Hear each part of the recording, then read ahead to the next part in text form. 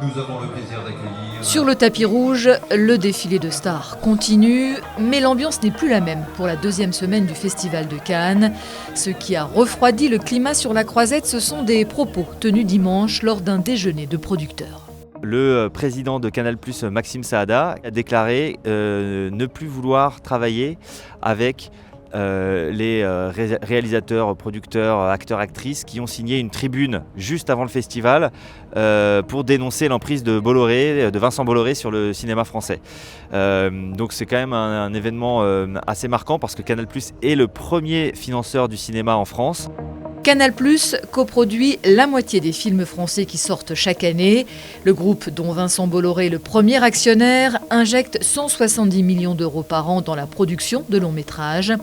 Dans la tribune publiée le 12 mai par Libération, quelques 600 professionnels du 7e art refusent de laisser le cinéma français aux mains d'un patron d'extrême droite, redoutant une prise de contrôle fasciste sur l'imaginaire collectif.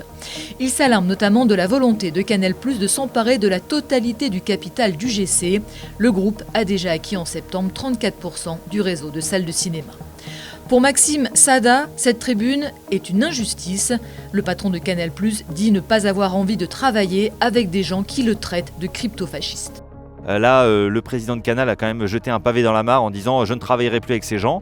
Et il y a quand même des gens comme Juliette Binoche, Swan Arlo ou Arthur Harari, qui a un film en compétition, qui sont des signataires de cette tribune.